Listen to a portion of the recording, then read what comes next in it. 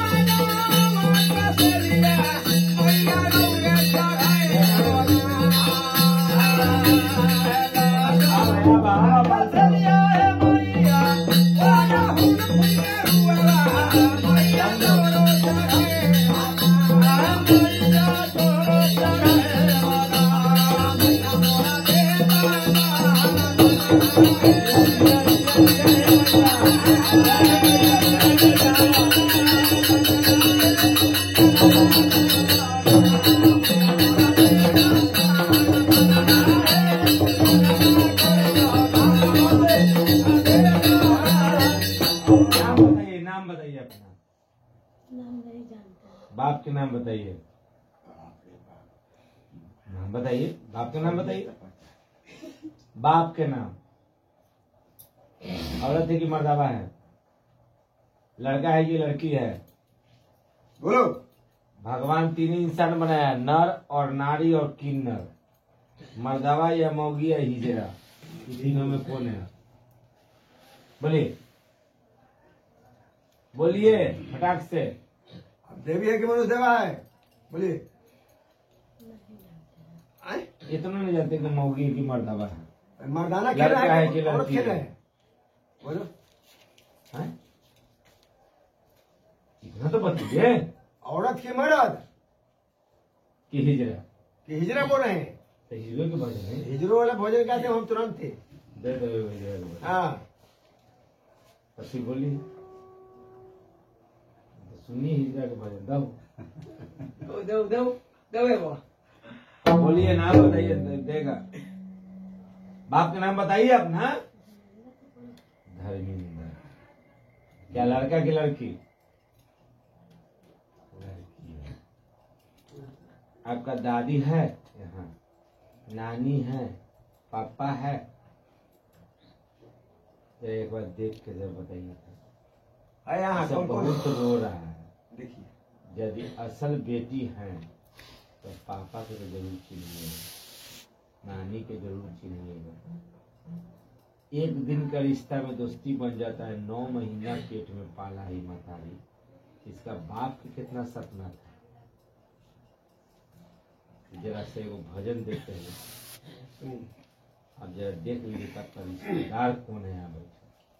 आए अरे साचे साचे हलिया है देवी, अरे दे दा तू बता।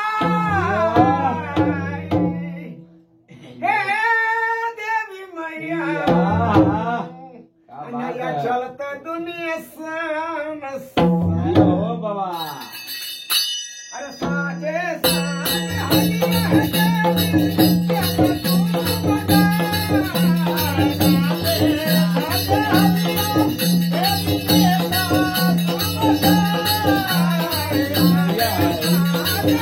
Yeah.